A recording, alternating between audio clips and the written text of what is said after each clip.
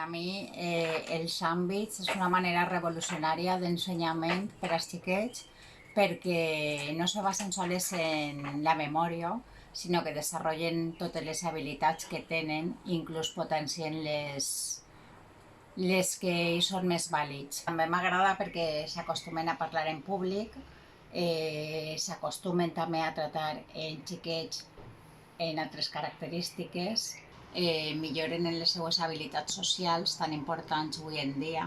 Per lo que jo he viscut, a la meva filla li ha anat millor aquest estil d'aprenentatge perquè desenvolupa les seues habilitats i encara que se treballa un poc més o dona la sensació de que es treballa més, els conceptes s'aprenen d'una manera més pràctica, se li queda millor, no se li oblida, com si aprengueren memoritzant, i crec que aquest aprenentatge el durà a lo llarg de tota la seva vida. Altra cosa que m'agrada d'aquest sistema d'educació és que a les famílies ens fan participar i entonces és una manera de, a més de l'ensenyança que rebem per part dels mestres, nosaltres aprenguem també, vesquem com estan sent educats, que és molt important, tindre una mena de visió dels nostres fills i la seva educació i control de lo que estan rebent per millorar o ficar en capeu, no? I és una manera molt bona de participar en la seva educació en els instituts i en els col·legis. El que he viscut en la meva filla i el creixement exponencial en la seva ensenyança, que modernitzar l'educació, que està molt obsoleta.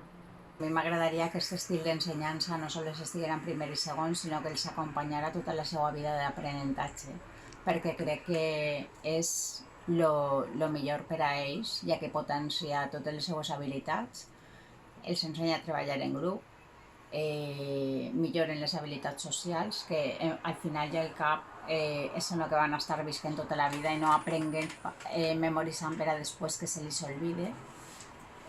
M'agrada la pràctica perquè tenen que buscar-se la vida. El coneixement avui en dia el tenim en internet, el podem buscar on vulguem, però les habilitats per a buscar-lo, trobar-lo i aprofitar-lo jo crec que és la clave per a desenvolupar-se.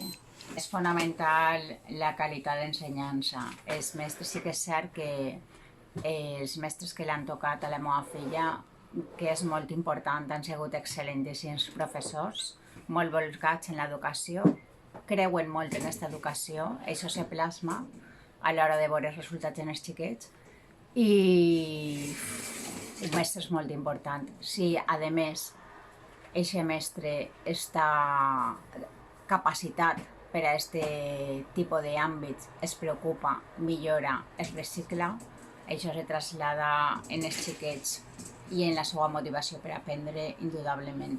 És fonamental i bàsic. També a l'hora de que els mestres treballen d'una manera més personal en ells, intentant potenciar aquestes habilitats, coneixen millor els xiquets, amb la qual és una manera de saber els seus punts dèbils i forts i poder potenciar-los i millorar-los. I fins i tot jo crec que ja és hora de canviar l'educació, d'invertir més en ella, perquè això va repercutir en gent millor en aquesta societat i evolucionar un poc més a tots els àmbits. Crec que el futur de l'educació no només està en revolucionar l'ESO, que sí, crec que haurien de revolucionar-la tota, des de primària, infantil, fins a universitat. Bueno, i tinc la confiança de que això realment siga una revolució a nivell educatiu. Si me donaren a triar, és evident que jo opte per àmbits de totes, i a més tinc un fill que va entrar en l'ESO, amb la qual espero que ell tinga la sort de no només fer primer i segon, sinó acabar tota l'ESO en àmbits. Ojalà fora tota l'ensenyança se anara incrementant aquesta manera d'educar i estic molt contenta. Adeu, ciao.